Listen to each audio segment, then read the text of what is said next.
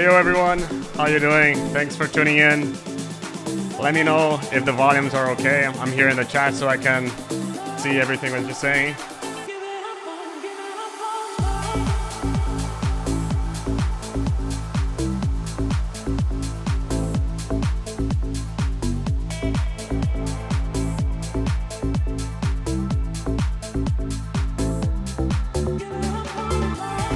Hello. Hey, Mixwarp. Hey, James. Hey, Eva.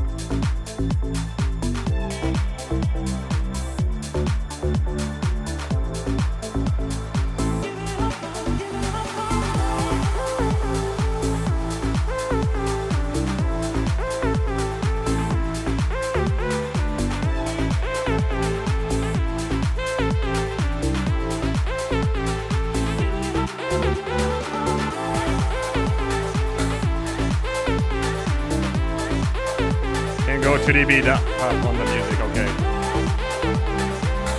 2dB up on the music. Let me know if it gets better like this. Hello, testing, hello. I'm gonna put in the drop again so you can check it out.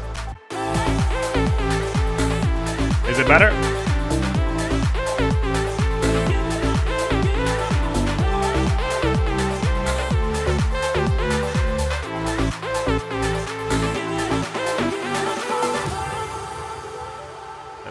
Hello. Hey everyone. Perfect. Awesome. Hey Todd, how you doing?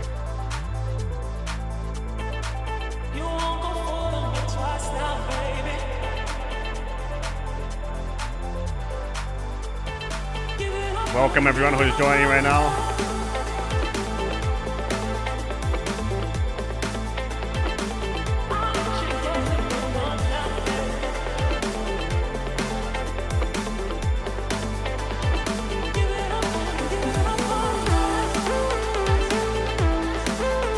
Hey Relax, hey Ford, how you doing?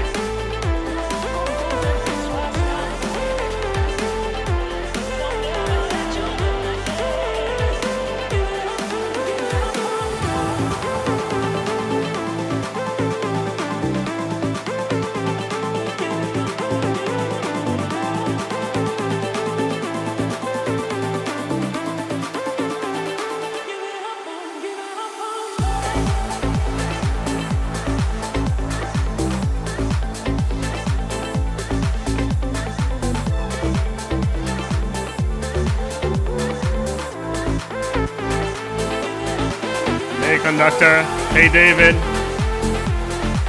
hey Rudd, hey Fuzz, hey Robert.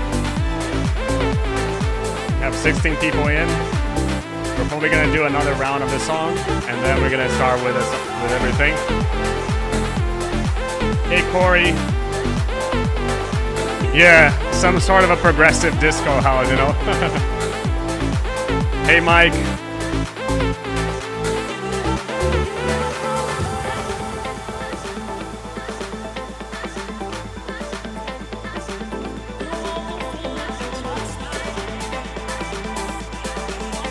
Hey Nomad, how you doing? Hello, Mr. Get the Jackets, how you doing? 20 people in the chat, in the live stream. Thank you so much for being here.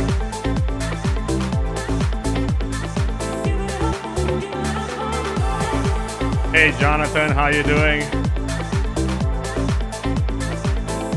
Hey yo, Mask. Hey Abai, how you doing?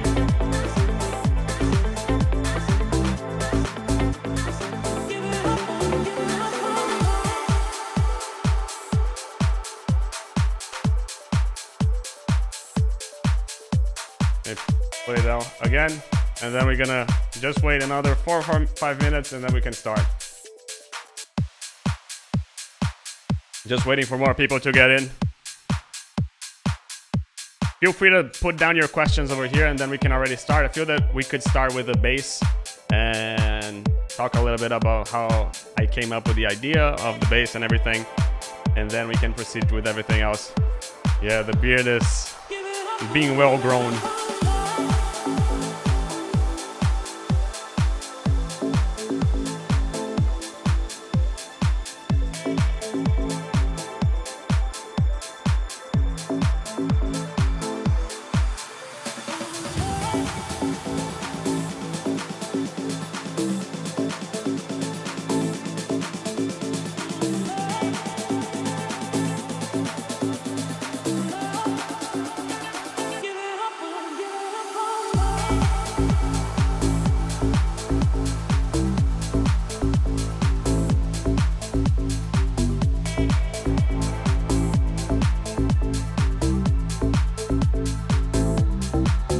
Mr. Jahan, Daniel, Sehan, how you doing? Morgan, Kristen, how is everyone doing?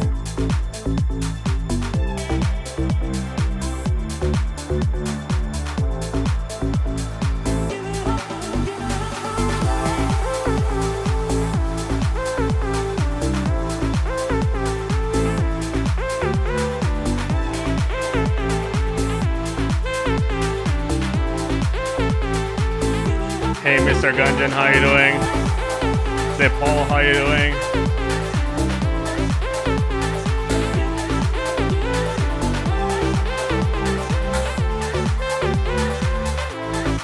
Yeah, that lead, we're gonna go into that lead for it, so don't worry. We're gonna definitely cover it. There's a lot of stuff in that lead going on. So we were definitely gonna cover this. Hopefully, as Nomad said, Ferrari won again. For those who follow Formula One, yeah. Go Ferrari. Hello everyone. Thanks for tuning in. Hey David. Hey Into the Ether. How you doing?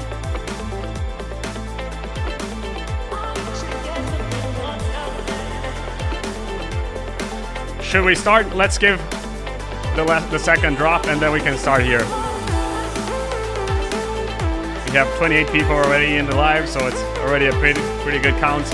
So we can definitely start with everything. Hey Ryan, how you doing? Hey Darren, how you doing? Hey Corey. We're gonna go into the vocal as well, Corey, don't worry.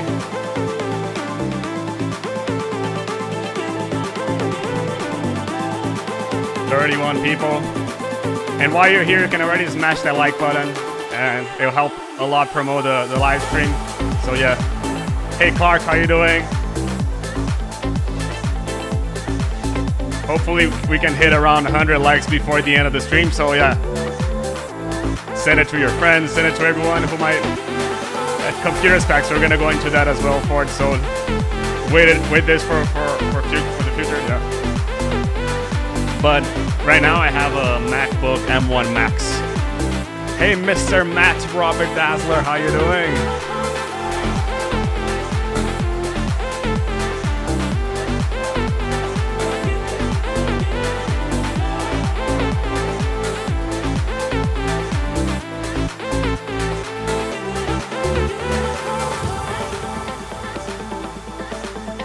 Let's start. Everyone ready? So let me put the volume a little bit down over here.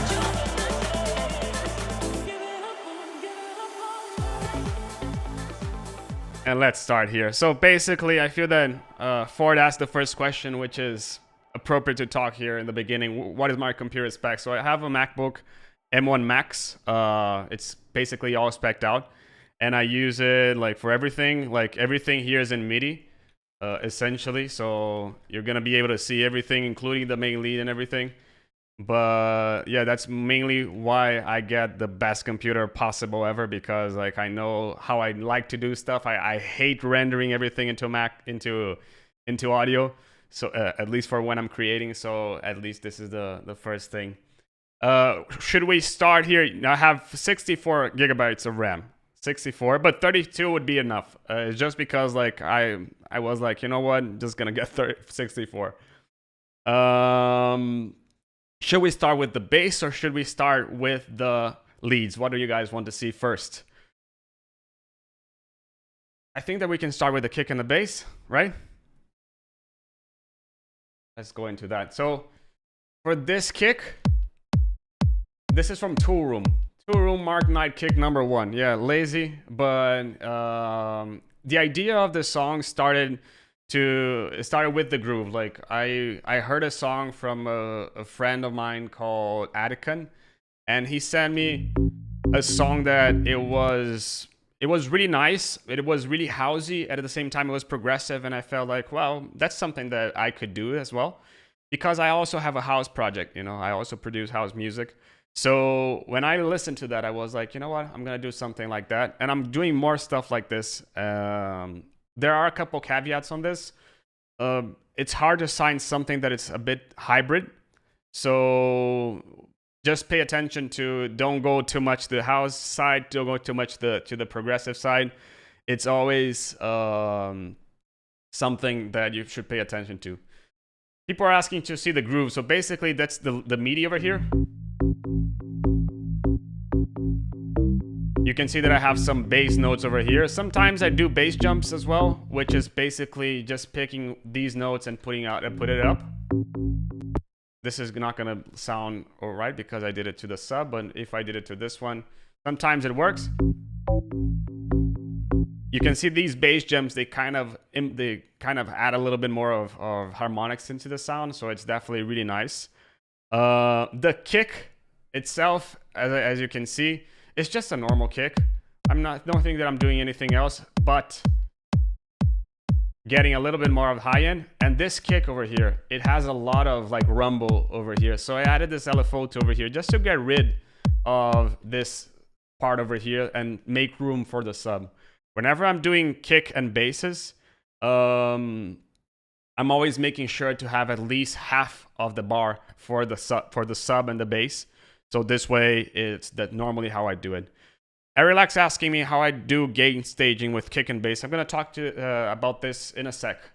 But essentially what I do, and I have my reference tracks over here just so you guys can listen. Let me just toggle 1, 2, 3, 4, 5 over here. 1, 2, 3, 4. So if you listen to my first reference,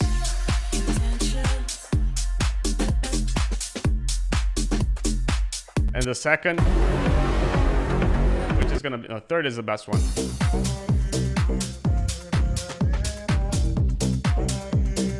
So you got the idea came exactly from house tunes, and I just went into a full house mode with this one. You can see that the percussions over here are fully house music. If you listen to only kick, bass, and claps, for example.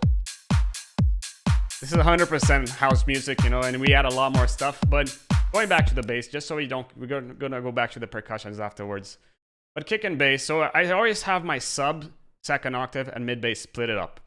What does this mean? So basically, I have the sub over here, which is only a sub, just so you guys can see it. It plays exactly the same as the second octave, but it's only one sine wave over here, okay? Then I have my second octave, which is the same thing as I'm playing the sub, but one octave up. As you can see the sub over here, just one octave up. And then I have my mid bass, which is the same thing as the second octave, but a little bit higher. So here, you have the second octave, and here you have the sub. Essentially, that's how I compose my full basses, you know. And what I view is like, this is my character bass. This is a bass that I got from my sample pack that you're going to be able to see here in the description afterwards when I edit this video. But this is an FM bass. I think that Ryan RPG asked me this. Yes, this is an FM bass. You can see that essentially that's how it was done. Hey, Under Night, how are you doing? And even though it has a sub over here, you can see that the sub is completely muted. Okay, I only have this way, and this is called Groningen, I believe, because the idea came from a guy called Jordan Post, and he did a bass like that I really liked, and I was like, you know what, I'm just gonna call it after his city, and that's why I just called it. But again, just so you guys can see it, so the sub, I'm filtering everything with EQ over here. I'm doing the same EQ here around this for the second octave. As you can see, this is exactly the second octave, and the rest for the mid bass. So I'm splitting, possibly Juventa, exactly, but I'm splitting the bands over here, so I have total control not only in volume with them, and I think that it was Arilax who asked me about gain staging with the kick and bass. This is part of the gain staging, because if I didn't have these over here, if I had these as 3 channels over here, it would be a lot harder to mix, because if I had to raise one volume over here, raise a volume over there, it's just gonna be a bit too much of a hassle. And I have to do with probably like an EQ, something like this, like come here and like, but I don't like doing this, because essentially when I'm doing this, if you look at over here, I'm raising this in 5 dB, but I'm raising this in 2, and I don't like this unevenness that this could cause in the bass. So essentially what I do is I split these basses into 3 bands, as you can see, And then if you say to me, Leo, your sub is too quiet, I just come here and boom, boom, boom, boom, boom. For example, one thing that I like for my kick and bass is, and let's see, here's the kick. And if you look at the sub, it's quite at the same loudness as the kick, almost as the same loudness. It's a bit louder. I probably have corrected this in post, in my mixing and mastering project, which we're gonna go afterwards. But essentially, I like to have this layer, the sub, at the same loudness or 0 to 3 dB from the kick. That's essentially what I do. Bass, the second octave, what do I do? Well, the second octave, normally I like to leave it from 2 to 6 dB from the solo kick and bass for sure. Just, I'm gonna put kick here, and then I'm gonna add the sub. Hey, Luca. Then I'm gonna add the second octave, and then the mid bass.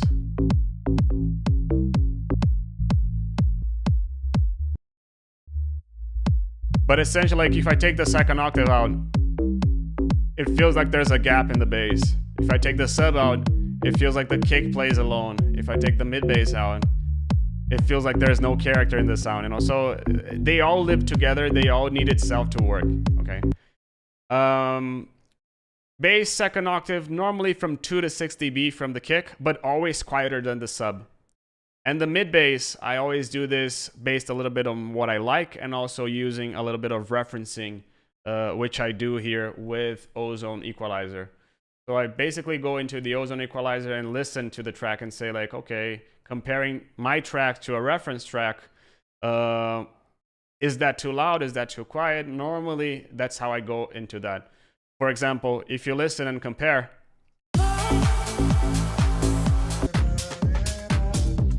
hey, Adros. What about the sound? The sound designing here? No, so the sub is a sine wave. Just so you guys can see, it's just a pure sine wave, nothing on it. The second octave is a pure saw wave. And the mid bass is the character bass. So that's why I start doing the character of the sound, James. Basically, that's what I do. And not only this, but you can see that I don't compress anything. You can see that I don't boost anything. I'm just doing cuts over here and here. And these are like plain cuts, right? Why am I doing this? Because one, if I wanted to make this, like some people even ask me, why don't I make it mono? Oh, it's already mono from the beginning. You know, like if you see it here, it's already mono from the beginning. If I look at the sub as well, it's already mono from the beginning. So I don't need to re-mono everything in the master. I never do like the mono makers kind of stuff, you know. And then here, this one is the one that it's going to be a little bit more stereo, because this is the one that I want a little bit more character in. You can see that it has a bit more stereo content in it, but still not so much. What if I wanted to have more? Where would I have it? Well, I would be okay with having stereo content from the second octave onwards. And exactly, Arilex, it's really simple, and that's how I do all my tracks. Like literally all my tracks are done like this. House music or progressive, they are all done like this. And then, for example, these adjustments over here is just to push some frequencies that, based on what I'm listening,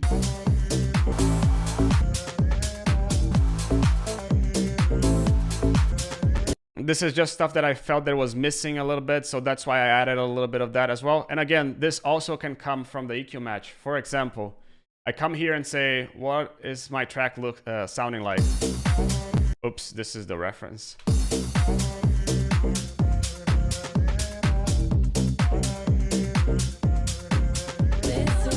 And then I go to my track.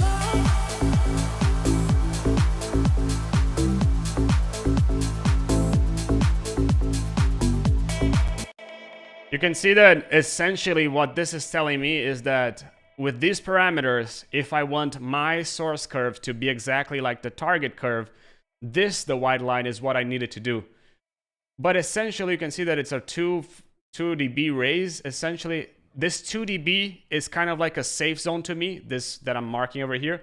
So I'm within my safe zone, which means that my track is sounding really close to the reference track. Not creatively, but and how it sounds and everything. And that's how I do everything. That's how I mix all my tracks. You can see, I'm going to leave a link here in the description, and later I'm going to put it in post in the top right corner.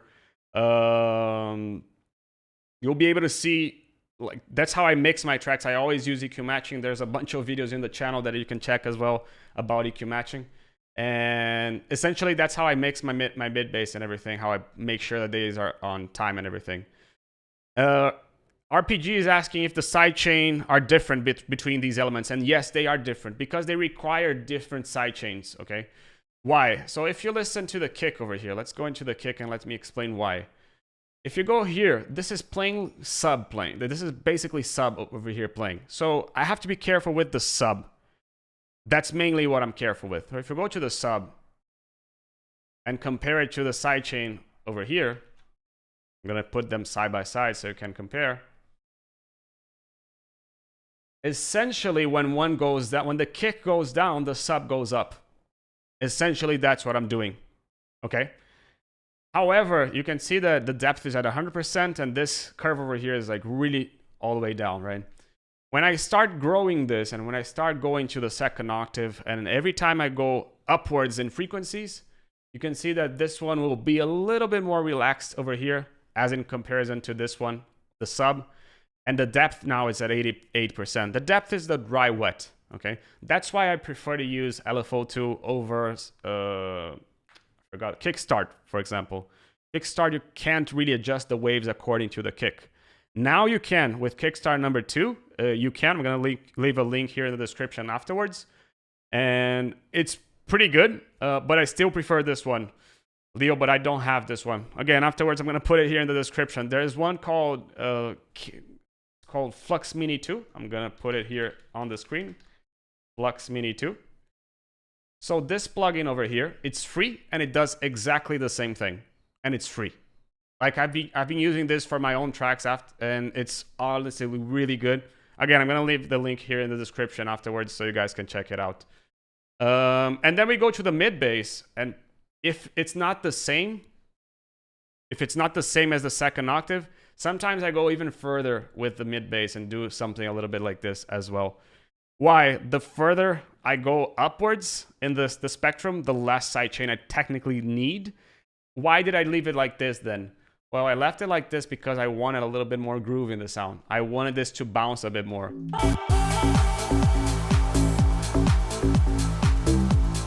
But as a house song, like that's something that now I'm going to go a little bit into the drums. It doesn't really work without percussions.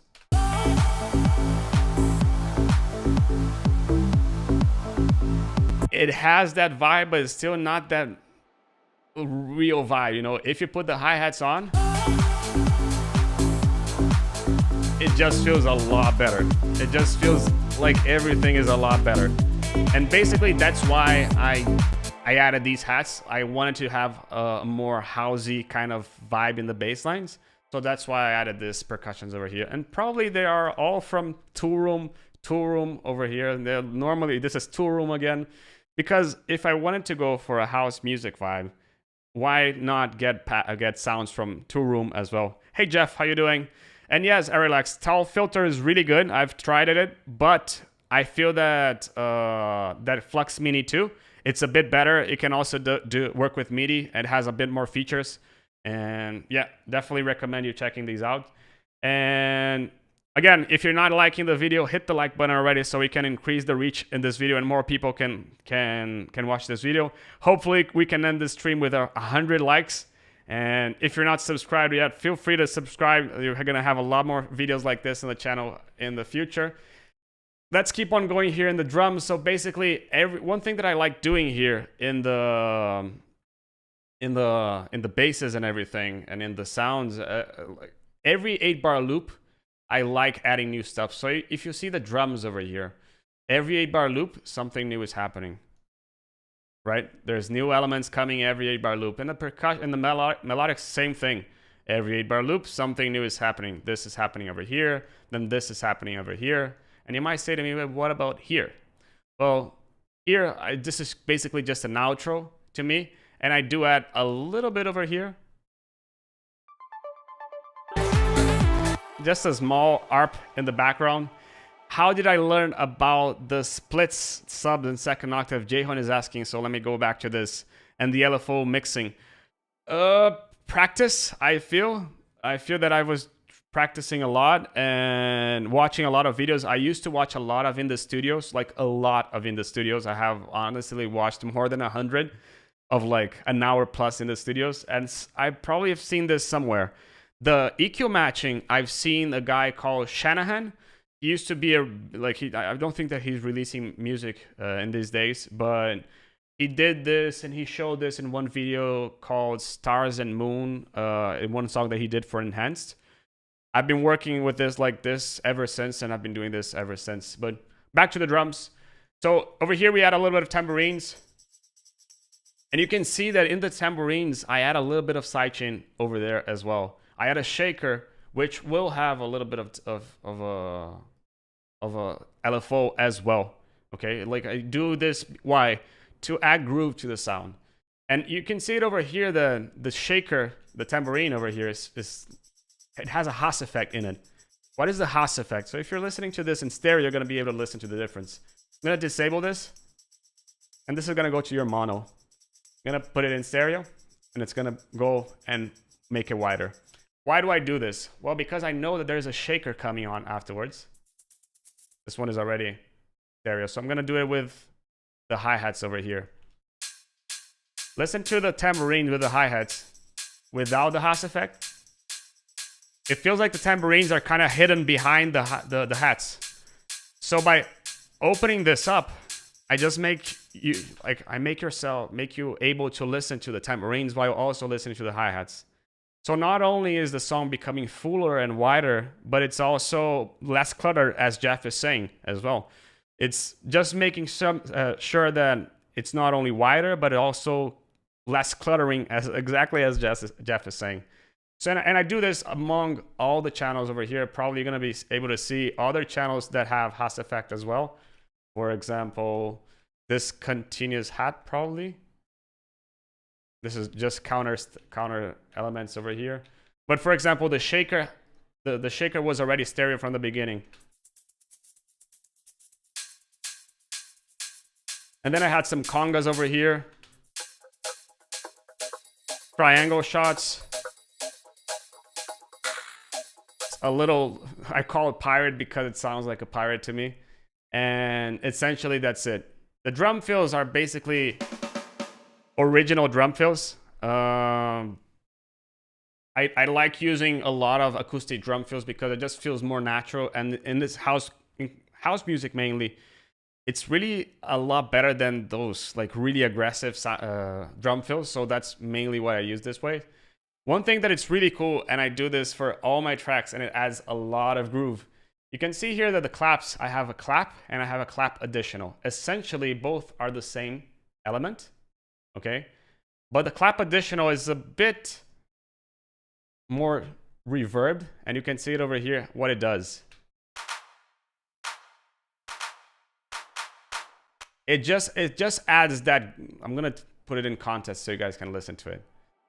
So listen to the drums over here. So I'm gonna put it up to the claps. Oops. Go back. Let's go. Ooh. And now if you add the clap additionals, it just adds a little bit more swing to the sound, right?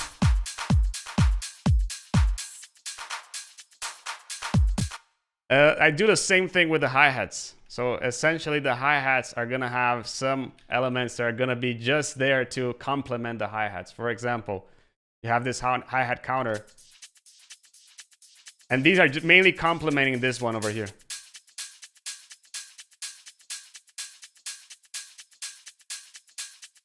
How do I do the Haas effect? Jehon is asking me. So essentially the Haas effect is I'm just picking a delay and I'm delaying the left or the right over here in 10 milliseconds. And then the left is remaining the same. Leo, but I don't use Ableton. Okay. Just double the channel, put one fully left, one fully right, and then you delay whatever one you want in 10 milliseconds, in 15 milliseconds, and you get it. Essentially, that's it. 43 people live right now. I'm really happy for this. Thank you so much, everyone, for tuning in here. I'm hoping you're taking a lot as well. Feel free to ask any questions here in the chat. I'm watching and answering everything. But do I use Groove Pool? Yes, I do. I do use Groove Pool essentially for pianos. When I'm doing pianos, when I'm doing strings, I use Groove Pool.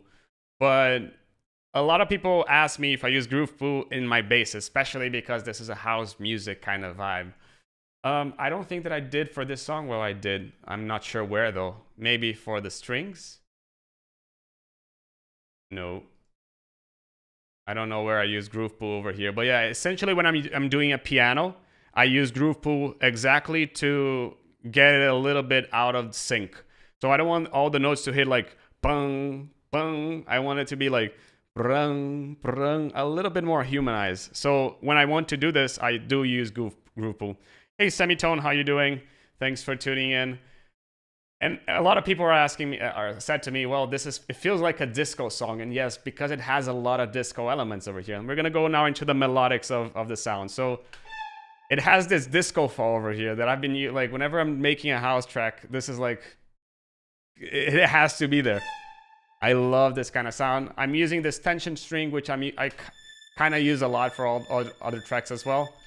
I feel that the main thing that makes it a little bit more disco vibe is the guitar over here.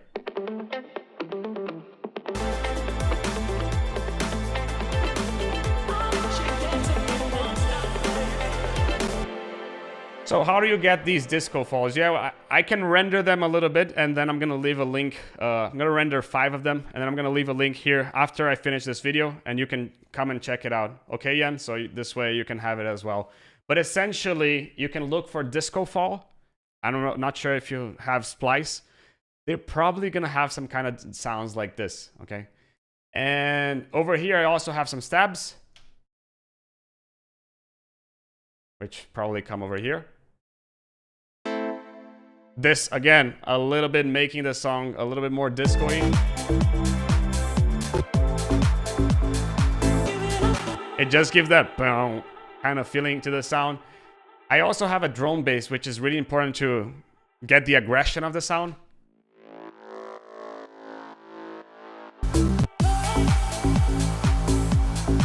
This is probably a preset. Yeah, this is for a freshly squeezed pack that I made also that you're gonna be able to see here afterwards in the description. Actually, I think that this one is already in the description and you can check it afterwards. It's on Splice. And I also have some other drone shots over here that you can check it out. I have this one over here.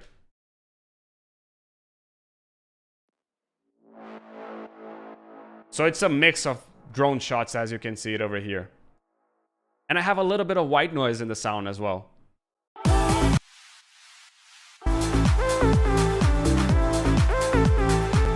Again, pay attention that the white noise has a little bit of Haas effect and it only has high frequencies. Reason why I have this white noise is mainly to give a little bit of space in the sound and also to basically fill the gaps.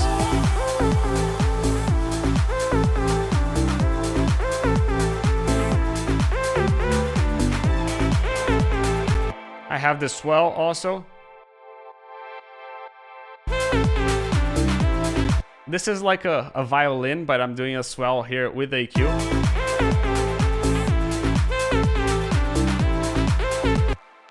Ambient pads, just to add a little bit of vibe to the sound.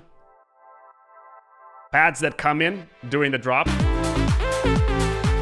Arp fills. And this arp fill is like really, really, really housey.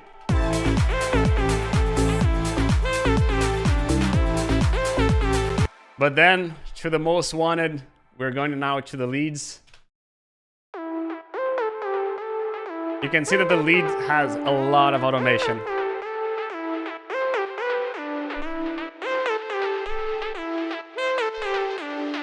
Not only has a lot of automation over here, but it also has some LFO over here. So let me explain everything that is going on over here in this lead. So this link also here, available here in the description. This is from the freshly squeezed pack that I've done. And basically, the lead itself I'm doing here. This is adding drive. I feel that this one of them is adding a little bit of attack in the sound. Maybe it's this one over here. Fourth, no. Maybe this one. So there's one that is changing the attack of the sound. And you can see it over here that some notes hit like whoa. I think that this is the one.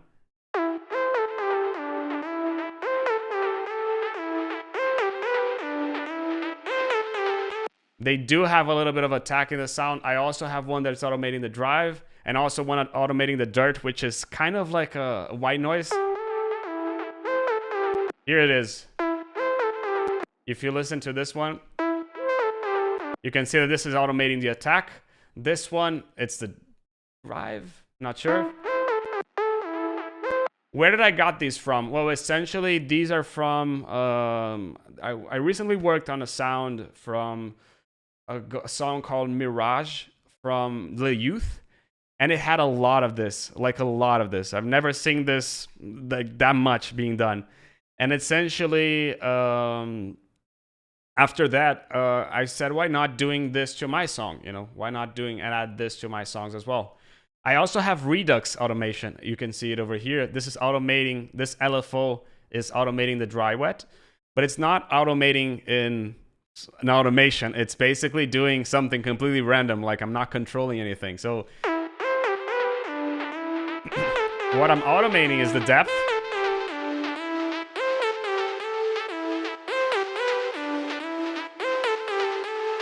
So you can see that now it has a little bit more of redux in the sound. It has a decapitator. It has an EQA, just boosting the highs and everything, just if you guys want to listen to it without it.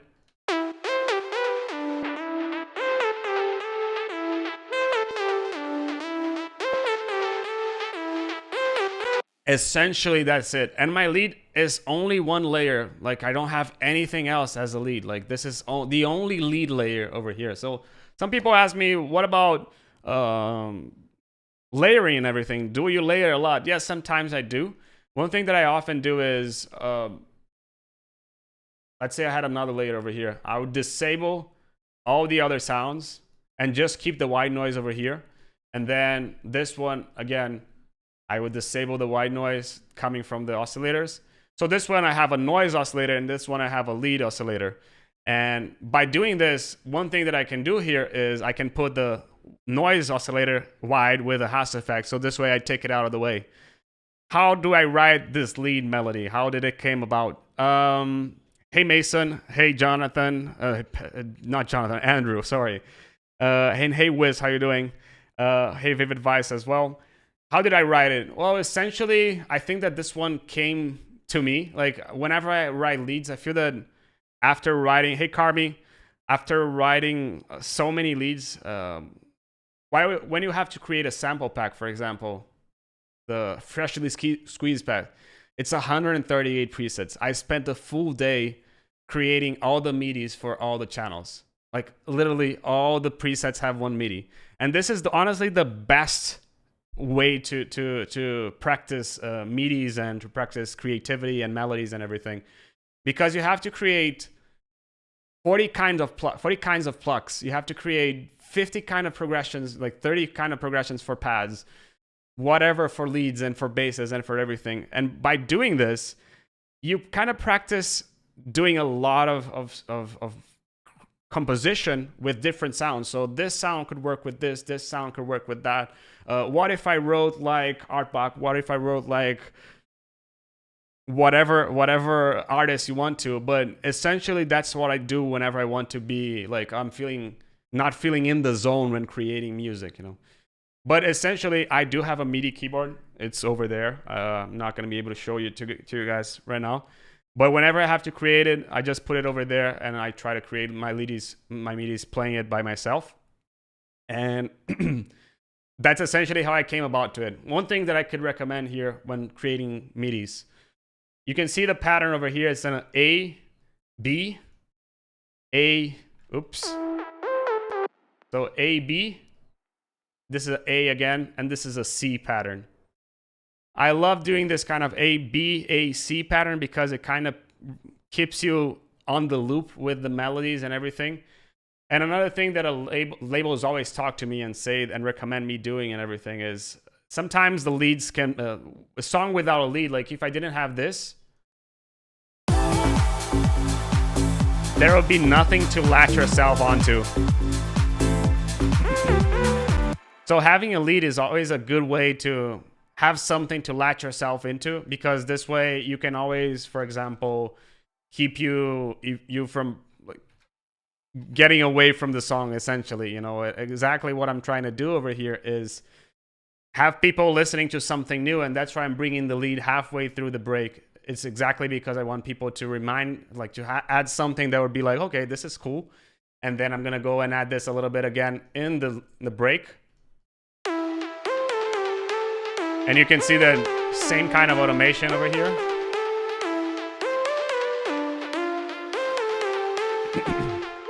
Exactly as Robert is saying, it keeps everyone hooked to the song, essentially. And over here in the break, you can see that the lead has this kind of sound. It has an additional lead.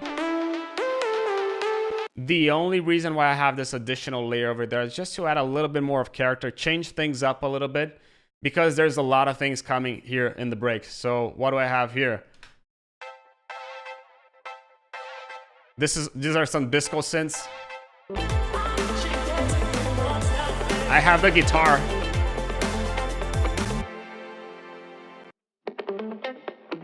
I have this guitar also. Hey Matt, how you doing?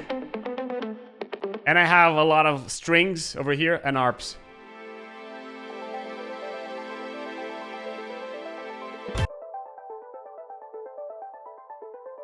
Exactly. So the guitar, it plays a big role, but how do you mix? The guitar is a lead by itself, right?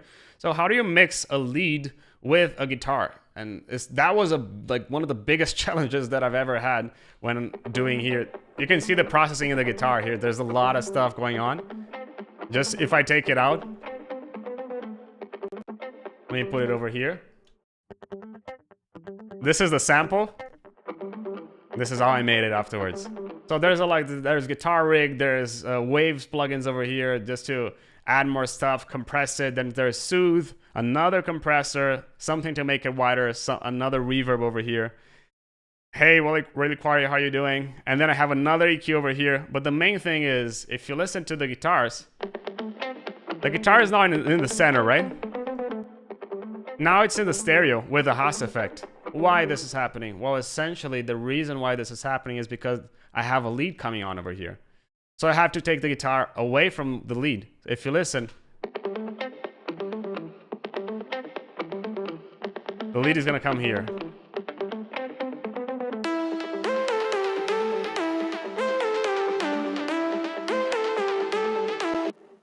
Now the guitar becomes something different, you know, the guitar goes from a main element to a secondary element. And since it goes from a main to a secondary, that's why I put it in the stereos. Essentially, that's what I did for this song, and it was like, finally I was able to find something that it was like got it away from the main lead, because honestly it was a real hassle to do this. This guitar over here, it's from F9 Audio. It has a lot of cool stuff over there, and essentially it reminds me a lot from the song Stardust, a song from Stardust called Music Sounds Better With You.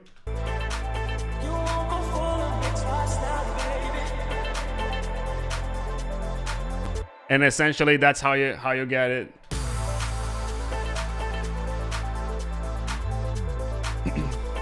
What about the vocals? Someone asked me about the vocals. Where did I got the vocals? It was Corey who asked me where did I got the vocals. So there are a bunch of vocals happening here.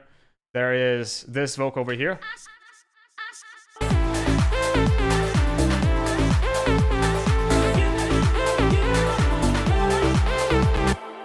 There is a couple of reverse shots over here.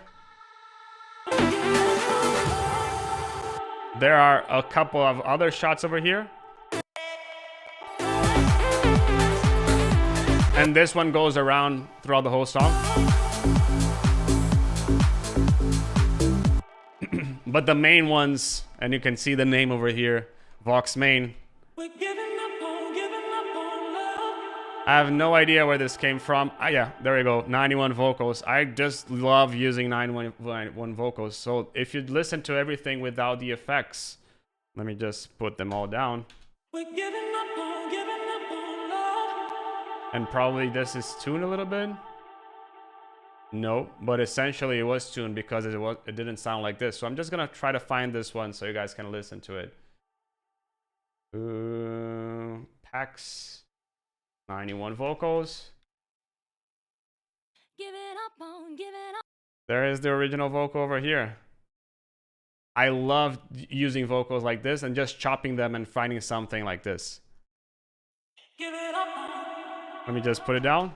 Giving up on love, on love. We're giving up on love. We're giving up on love, on love. So I got this bit over here, there, or the starting one. Giving up on love. And this one. We're giving up on love. I just love the kind of timbre that she had. And then what did I do? I'd probably put it a little bit down because this is in, what is the key over here? This is in A. This song is also in A. So yeah, basically this. And then I added a little bit of this altar boy, this vocal delay.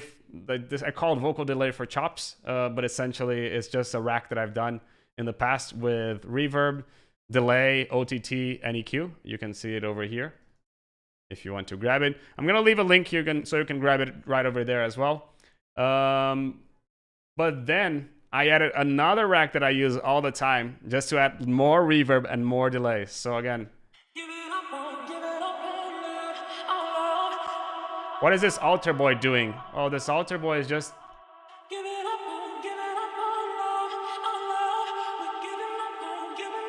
I'm doing a little bit of formant shifting over here.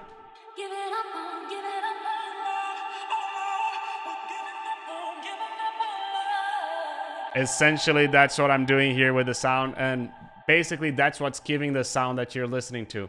I might have already shifted the pitch somehow, but essentially that's how I do these vocals. That's how I do a lot of the other vocals as well. I think that this one had a little bit of this as well. As you can see it over here, I probably got it from a sample.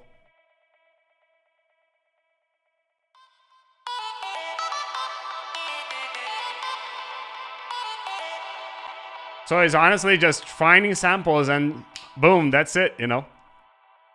Any questions about the vocals, feel free to ask them over here. I also have a bunch of Atmos sounds. I feel that I'm going to get a little bit into the effects and Atmos. Hey, Devin, how you doing? Atmos. So you can see that there's a lot of Atmos sounds over here. Like a lot of Atmos sounds. And for this one, I wanted to have a little bit more of crazy sounds. And essentially these sounds, they add a lot to the song. So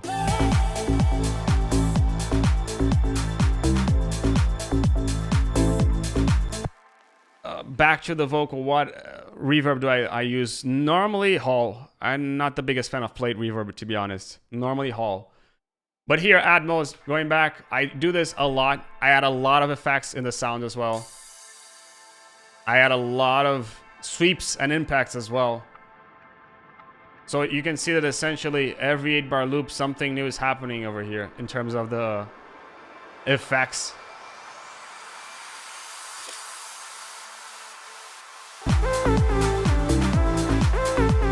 And I have this over here. Whenever I'm doing transitions, like these effects, they're really important because these are the one that basically do the transition. So if I didn't have these, for example.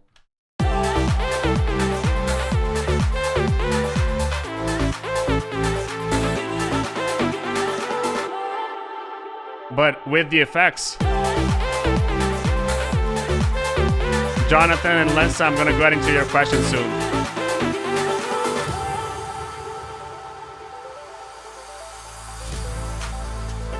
So you can see that the transition is connected with these effects. You know, I use a lot of cashmere, but essentially these sounds over here, these two, I use it for all my tracks. Like literally all my tracks, I use the same sounds because essentially the way that I think is, I'm just gonna try to find something else that sounds really close to it. So why not just use the same? You know, it's just a lot easier.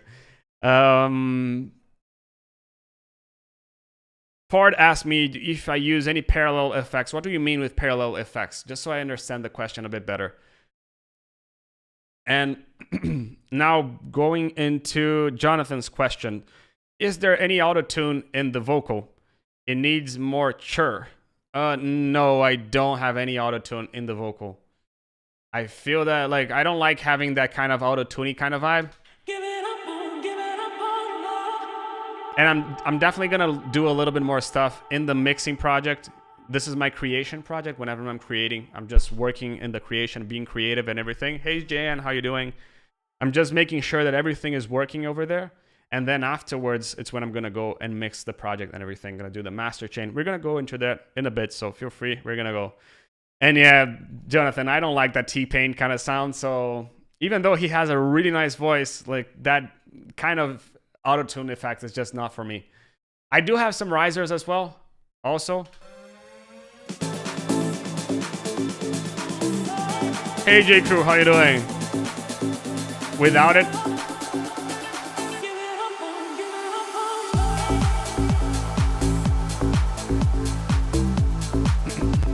And then we go into the second drop. I feel that the second drop, it needed to have something a little bit more aggressive. First, we're gonna go into Lensa's question about the ambient pad. Yeah, is the ambient pad made in Serum? I believe so, because I don't do anything outside of Serum, to be honest. This is one of them. And I also have these ones over here, which are here.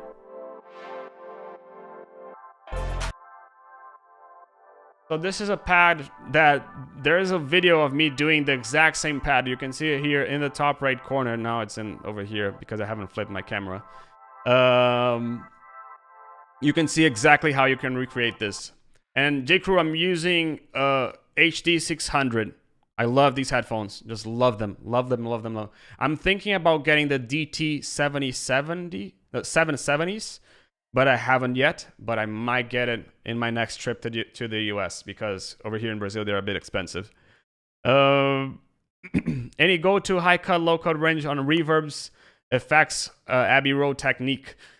Reverbs, normally, I don't like low end. So if you've ever seen any tutorial on sound design that I've done here in the channel, I invite you to if you haven't, but I don't basically use low end, how can I say, low end cuts? Sorry, I do a lot of low end cuts on my reverbs. High ends, well, it's a bit, I don't do it that much. Depends on the element. For example, you can see it over here that it has a bunch of reverb and it has a little dip over here, but that's just because Ableton, when you just load a new reverb, that's just how it comes, you know? I just took the high cut and it came like this in the diffusion, and that's essentially it. I'm not the biggest guy of tweaking the reverb, or like there are a bunch of cool reverbs like the Valhallas, but I'm not the biggest guy of, like, I just like using, you can see that I use a lot of stock stuff over here, like a lot of stock stuff, right? And now going to drop 2, let's look a little bit into drop 2. Drop 2, I add a few new elements over here. So I add this drone shot, a bit more aggressive, because I want to add this aggression now in a drop 2. These are 2 channels over here. First bass over here. This bass was kind of inspired by this song Kowloon, but it also feels a little bit like one of the songs for, like, there's a friend of mine called LGU. I think that he's here in the chat, and he has a lot of bass shots like this, and I just love it. So that's essentially why I added this over here as well. And I also have this Wall Reese, which was already over here, and drone number 2. Why these are in a different channel? Well, because they are in the drop 2 only. So I just said, you know what, I'm just gonna add a new channel for them. I also have, what did I have here?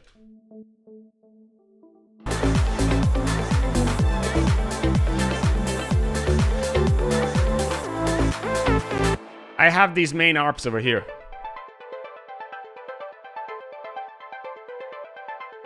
Hey Abraham, good to see you here. But yeah, these main ARPs, like, I love using them. There's a track that I've been working on as well. I'm gonna leave a link here in the description.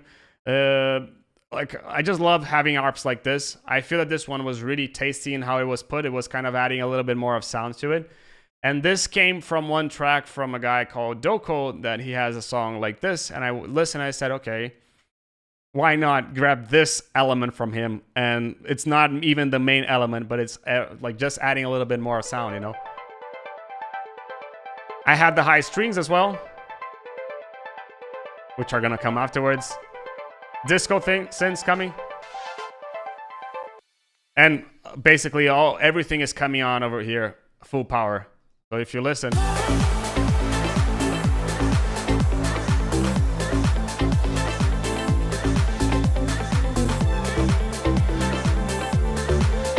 Nice question for it. I'm gonna get into you over here. First, I just wanted to say, like, why didn't I start the lead? Why didn't I want to start the drop with the lead? I just didn't want to feel predictable because the lead was already here in the break. The lead was already here. So I just felt like the lead could come here in the second bit of the drop. Originally, this drop was another 8-bar loop longer, but people were feeling that it was just a bit too repetitive. And that's why I love asking people for feedback. They just give you inputs that you're just not seeing, and you're just so over-focused on what you've been doing and how nice this song is sounding and everything, and blah, blah, blah, blah, and the stuff that you normally feel when you're producing, that sometimes you just forget. So having your song reviewed by other people definitely helps you get an external perspective. I give a lot of feedback, and I learn a lot from giving feedbacks as well. If you don't have anyone to give feedback to you, feel free to send it. In the website, we have a link that you can just shoot the songs for us, and we're going to definitely review your track. And about the automations for it, how do I come over here? I don't have anything in the master here. I do have a little bit of Endless Mile, so there's probably a little bit of this. But I'm replacing Endless Mile. This is also a mixing effect, the mixing and mastering effect, where basically you're gonna see this exact same effect in the master. I just make the build up a little bit more mono, so this way when the drop comes, it hits a little bit more wide. So just to give you an example.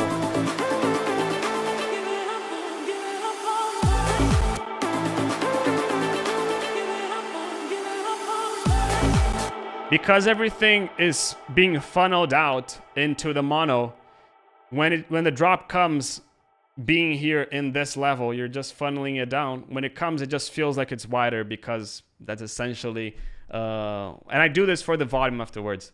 Endless Mile, really good plugin. I'm honestly not recommending Endless Mile anymore because it's just a bit old. And what I'm trying to work with a little bit more nowadays is this rack over here, which essentially is the same thing as Endless Mile, but I'm using here with Infinite. This is a plugin from Toolroom, and it does essentially the same thing. I've done an automation rack over here, and I'm gonna make a video so you can watch it over there as well, like how you can make this and why do I like this better than Endless Mile. But essentially what I don't like about Endless Mile is that they basically drop support. Like, it doesn't have support. If you message them, they don't answer to you anymore. So, Robert, basically, this is the same thing as Endless Mile, just so you can see it.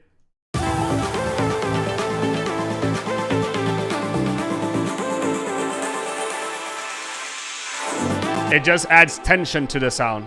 Essentially, that's it, you know. And great question, Todd. The break also has this drum beat over here, so I'm just going to create a intermission over here. It's not the same. This is a drum beat from a sample, so it's not the same as the kick. You can see that the kick is over here, the original one.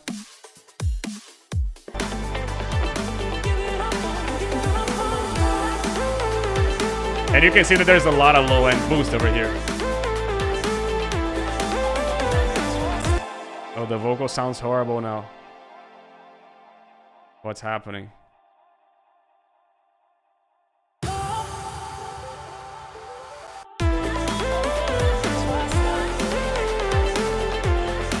And we're back over here, okay. So now in the drop, essentially what I do is after I build a tension for the drop, I just go here to the drop, I just said. A lot of effects creating this effect. And then I come back to the lead.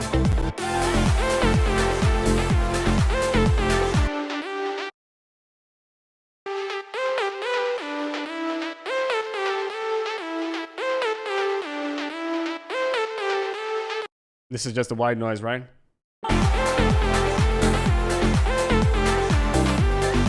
Any questions so far? I feel that if not, we're gonna go into the mixing project, and then after the mixing project, you guys can see my mastering chain and how I mix everything and what is the mixing project like and everything. What do you guys want to do? Let me know here in the comments if you have any comments. If you haven't liked the video, hit the like button. If you're not subscribed to the channel, subscribe to the channel so you don't miss out on videos from us as well. And yeah, I'm waiting for questions from you. And let's wait. Otherwise, I'm just going to go into the mixing session so you guys can see a little bit of the mixing session as well.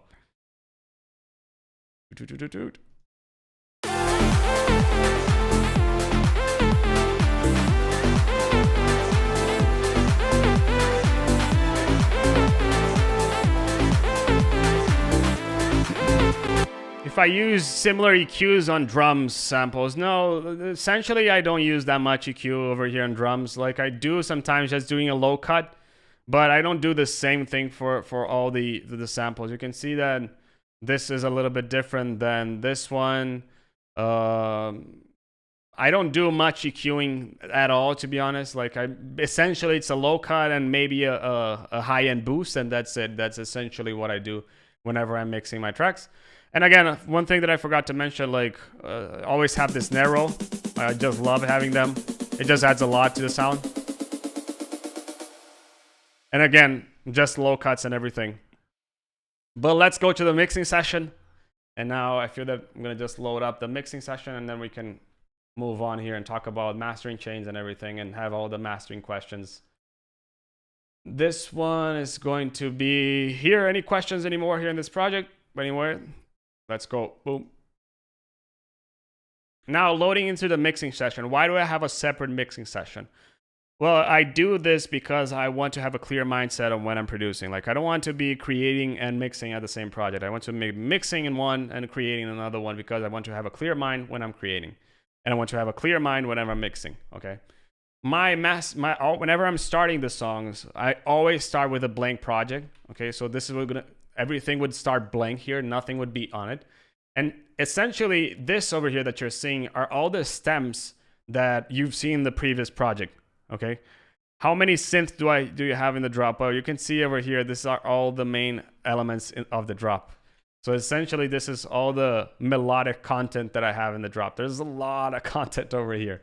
So 1, 2, 3, 4, 5, 6, 7, 8, 9, 10, 11, 12, 13 elements in the drop. So yeah, it was a heck of a mix to be done because it's just too many elements happening at the same time. So what I had to do over here is kind of focus my mixing. You can see that again, these are all the channels that you've seen in the past track, and I start here. Normally, whenever I start, these are normally ranging from 40 to 50, let's say 35 to 50 stems. This was a little bit more. Okay, you can see that this was a little bit more.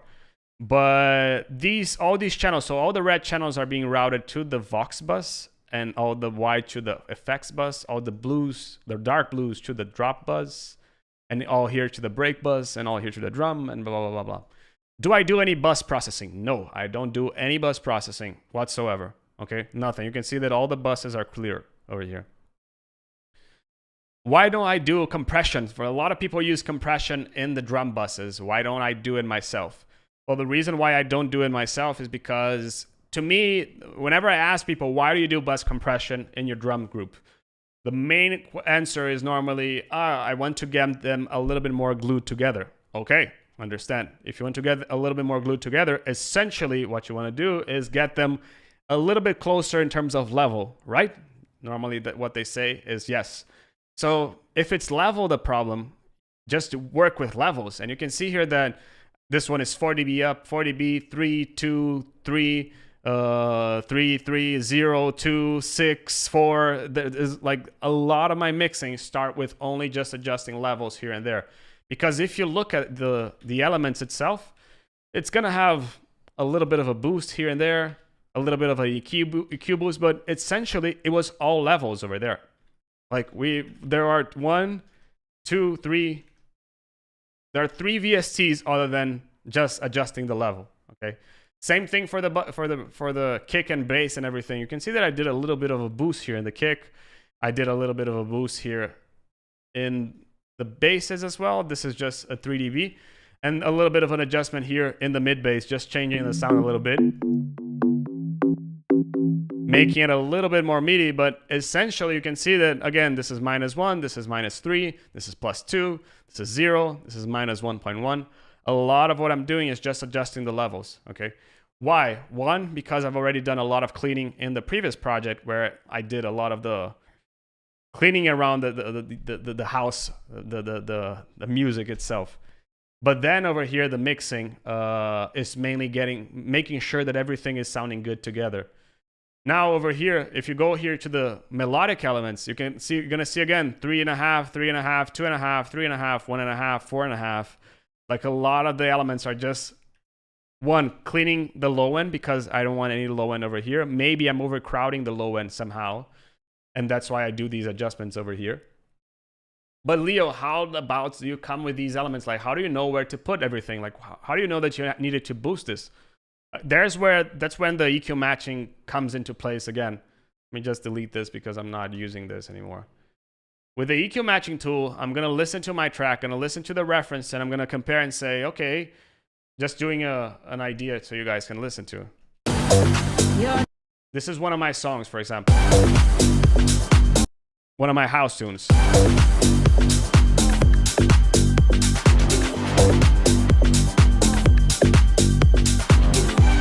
And again, this one.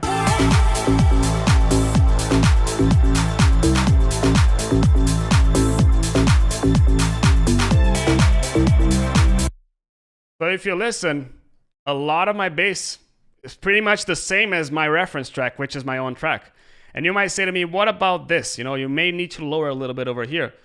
Yes, but at the same time, I'm listening and saying, do I have more elements in this song? Yeah, I may have a little bit more elements in this song than in my reference. So this change might account for this vocal, for example. If you listen, this is exactly where I need to lower, right? So that's why it might be saying for me to lower this. Or not only this, but what about the hi-hats? Well, listen to the hi-hat only. I'm gonna just listen to this only. Listen to it in context and in the reference.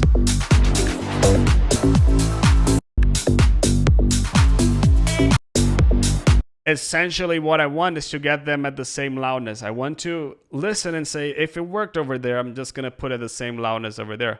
Hey Vernaya, how you doing? That's essentially what I do when I'm mixing. And this doesn't mean that you only have to mix with your tracks as references. I do this with not only this one,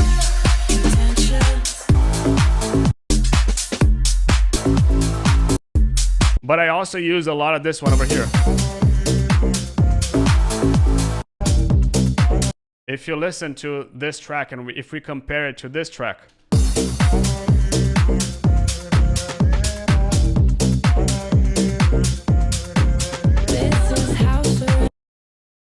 it's gonna have the same figure over here. And why do I need to lower? Can you see that it's exactly the same figure as before? Why did I need to lower this? Because I have more elements that they don't have it over here. So I'm fine with this. I'm okay with having this. Again, that is because I have a lot of elements that the reference doesn't have. For example, which elements are these ones? Just so you can see. This one, for example, that is playing exactly in that frequency. I have that the reference doesn't have as well. And I also have the ambient pads that the reference doesn't have. So I'm okay with having it this way, okay? Now, if we go here into the master chain, that's another important thing. Whenever I start mixing, I activate the master chain. My master chain, you can see it here. There's a bunch of videos and you can see me using. It's the same master chain in all the tracks. And honestly, the things that I do here, just a low cut over here and a high cut to make sure that I get rid of stuff that nobody's gonna even listen to. I have an OTT just with 10%. And I have this auto over here is just putting 6 dB down because I don't want the sound to come too hot to the glue compressor. But in the glue compressor, essentially, I just want 2 dB of compression here. Let me just...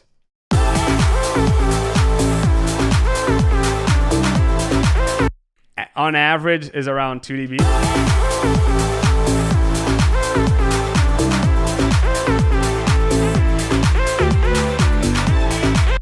And essentially, I basically do it like this, you know. And also have an imager, which, again, it's always like this. I have this, remember that I talked about that effect that I do with the wideness and with the volume. So you can see that I have a volume and a mid-side automation. So I put everything a little bit more to the mids before the drops. I put everything a little bit quieter before the drops as well. You can see that this one I went up to 1.4 dB down. So if I didn't have these over here,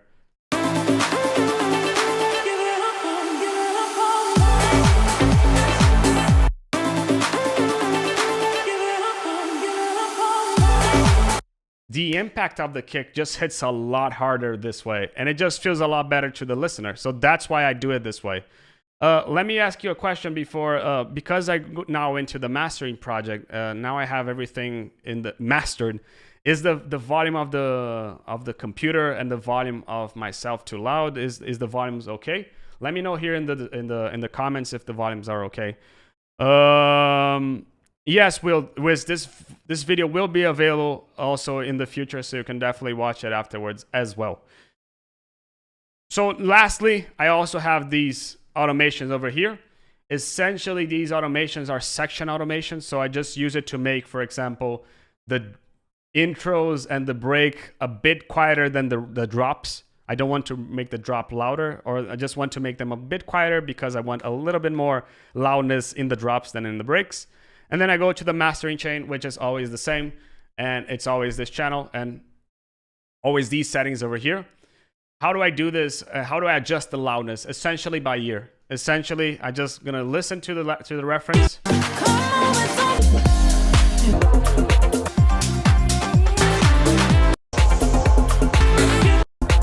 And I have to place them at the same loudness. Essentially, that's how I do it. Okay. Going back a little bit into the mix, do you guys have any questions on this? Feel free to ask. Can probably shave 2 dB off the track now, mate. Yeah.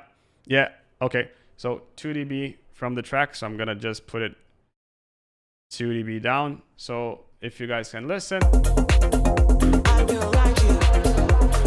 this is the track from Doko that I mentioned before. So now I feel it's gonna feel a little bit better to you guys because I just took 2 dB out from the track.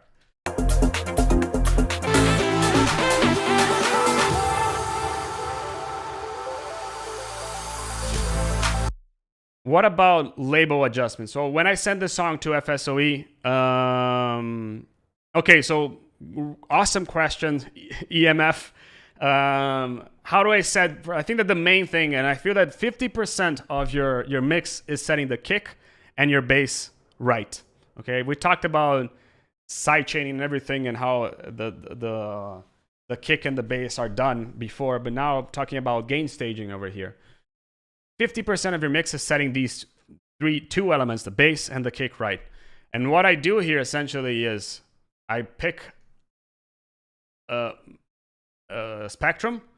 Leo, I don't use Ableton, I use span. Okay, if you use span and you're doing this, pay attention to this now. You're gonna have to go to here to span. Like, it's really important that you put this slope to 0. Okay, like really important. If you want, just copy these settings over here. That's how I use it. And that's essentially how Ableton looks like.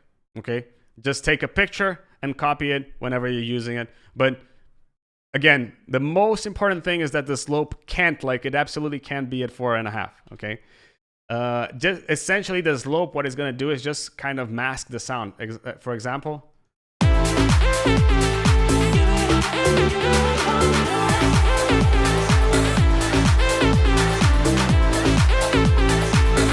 I didn't change anything. This is just the way that you're seeing it. So if you want to see the true levels, put the slope at 0. But here, doing it with Ableton, I'm gonna listen to my track. I'm gonna listen to the reference. Listen that the kick of the reference is hitting exactly, almost exactly at the same level as the kick of my track. And if you listen to the reference, that's like how I set my kick levels, for example. Listen to the reference, see where it's hitting, match the loudness, and okay, if it's matched the loudness, you just adjust the levels by then, okay? That's why you can see here that I did a 3 dB boost over here and a 3 dB boost over here. Without these,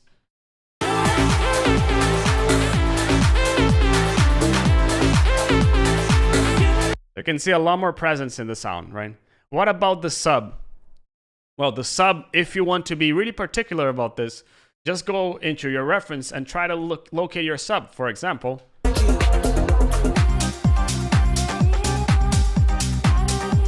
this is the kick of the song, this is the sub, and this is the second octave. Okay, B, this is a C, C, this is probably a, yeah, it's the same thing. So kick, bass, sub, second octave. So you can see that the kick is hitting at -13, the sub at -15, and the second octave at -17. Yeah, 17. So essentially what this is saying to me is that, let me pick a notepad over here so we can write it down. Essentially what this is telling me is that my kick is, my sub, sorry, is the same level as my kick -2 dB, and my second octave, oops, 2 dB, and my second octave over here at kick -4 dB.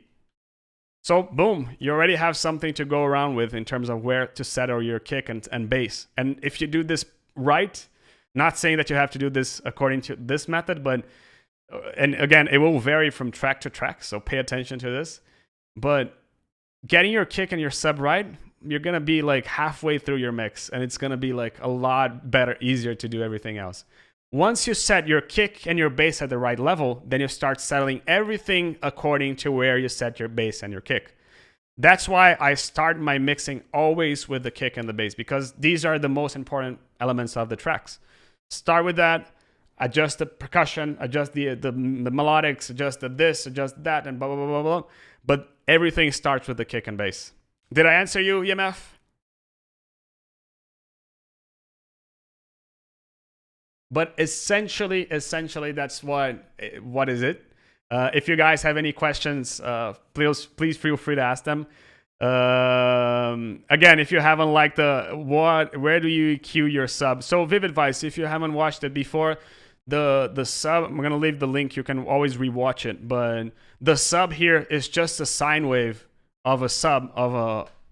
You can see it's just one wave. It's just a sine wave playing the main. And that's it. There's no adjustment there whatsoever. There's no EQ in the sub, as you can see it over here, as you'll be able to see before in the previous project as well. So there's no EQ. It's just a sub. It's just a sine wave. Okay. And yeah. Any questions to you guys? Any questions? Otherwise, I'm just gonna end the session over here. It was really enjoyable having you guys here. Hit the like button if you haven't hit it yet. It really helps the channel and helps the channel to grow. Recommend the channels to your fellow producers as well. It really helps as well. And soon we're gonna have a Discord that we'll be able to chat everyone and ask questions everyone on the Discord as well. So it'd be really nice to have everyone over there as well. Thank you so much for tuning in. Thank you so much for spending the Sunday with me. It really means a lot. It really means a lot that you guys liked the song. I really love doing these kind of how can I say, these live streams. I'm asking more people to come in the channel as well. You'll be able to see here a lot more producers coming in. We're gonna have Pete K. We're gonna have other producers like Luca of LGU. We're gonna have Doko possibly as well, Extra as well. So there's a lot of producers coming into the channel, and I'm sure that you're gonna like it. Thank you so much. Have a good end of your Sunday, or have a good night if you're in Europe. And thank you so much again for being here. I really appreciate you guys from tuning in and staying all the way through with me. And yeah, I hope you guys had a good live stream. Hope you learned a lot. Feel free to drop any questions afterwards as well. If you have any questions, feel free to drop them and I'll answer them as well over here. Okie dokie. Guys, again, thank you so much. Ava, thank you so much. Since you're the only not guy, and Kristen is also not. So Ava and Kristen also thank you so much, because anyway, you guys noticed. And I hope to see you soon in the next Abstrakt video next week. And also probably Tuesday there will be a new video also on sound design. So stay tuned for that. And yeah, hope you guys had a good one. Cheers.